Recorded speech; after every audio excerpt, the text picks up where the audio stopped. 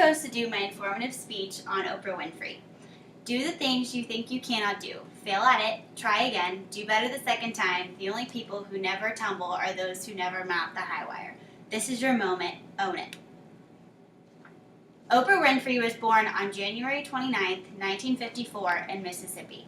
She became a news anchor for a local CBS television station in Tennessee at age 19. After graduating from Tennessee State University, she worked as a television reporter and anchor in Baltimore, where she co-hosted her first talk show. Later renamed The Oprah Winfrey Show in 1985. She was the first African-American woman to host a successful national daytime talk show. She formed her own television production company in 1986. In 2000, she launched The O, which is the Oprah Winfrey magazine. Let's begin by discussing the many struggles of Oprah Winfrey. Her parents were separated soon after her birth. Her mother was 18 years old and her father was 20. She lived with her grandmother after the separation until she was 6 years old. She learned to read at age 2.5. She skipped kindergarten after she wrote her teacher a note on the first day of school saying she belonged in the first grade. She was promoted to 3rd grade after that year. She moved to the ghetto in Milwaukee to live with her mother and 2 brothers when she was 6 years old. She was sexually abused beginning at the age of 9 by men her family trusted. Her mother worked a lot of odd jobs and didn't have much time to supervise her. Oprah became a delinquent teenager. She did anything she could for attention. She faked a robbery in her house, smashed her glasses, feigned amnesia, and stole from her mother's purse.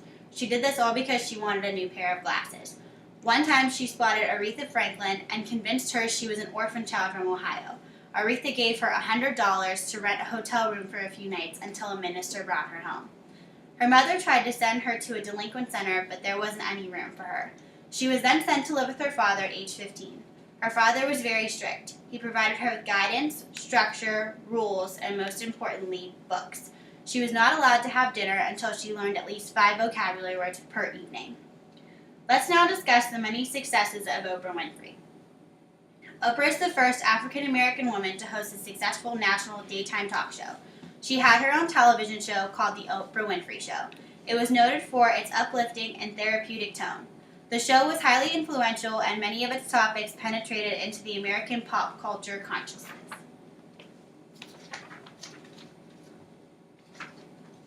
She used the show as a platform to teach and inspire, providing viewers with a positive, spiritually uplifting experience by featuring book clubs, compelling interviews, and self-improvement segments. The show gained credibility by not trying to profit off the product it endorsed, and had no licensing agreement with retailers when products were promoted, nor did the show make any money from endorsing books for its book club.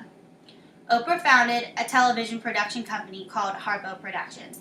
The company also had a film production company called Harpo Films and a radio division called Harpo Radio.